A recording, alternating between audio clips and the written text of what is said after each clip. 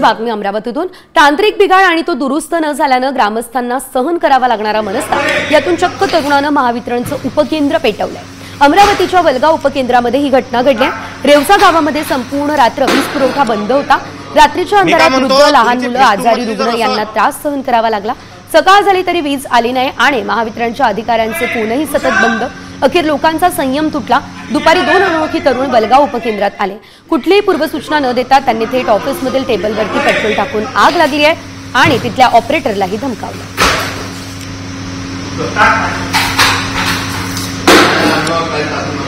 मी काय म्हणतो, तुमची फेस 2 मधली जर असं या संदर्भात अधिकची अपडेट घेऊयात आमचे प्रतिनिधी अमर घटारे यांच्याकडून। अमर, आपण पाहतोय महावितरणचं थेट ऑफिसच पेटवण्यात आलंय।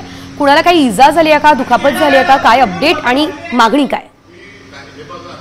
तुम्ही बघितलं तर वलगाव येथील जे एमएससीबीचे उपकेंद्र आहे, त्या उपकेंद्राअंतर्गत जे गाव येतात त्या गावांमध्ये वारंवार वीज पुरवठा खंडित होत होता। त्यामुळे जे संतप्त जे 2 युवक होते ते 2 युवक त्या ठिकाणी जॉब विचारण्यासाठी गेले असता त्यांनी थेट त्या ठिकाणी पेट्रोल जे आहे ते त्या अधिकाऱ्यांच्या टेबल टाकलं आणि त्या ठिकाणी पेट्रोल दिलं।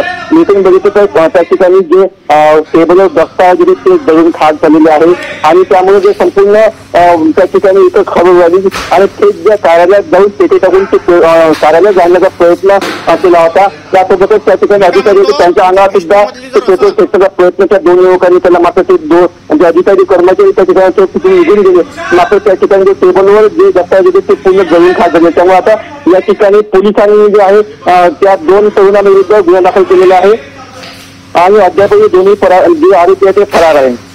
निश्चितच धन्यवाद अमर दिलेल्या या सर्व अपडेटसाठी। मी काय म्हणतो, तुमची फेस 2 मधली जर असं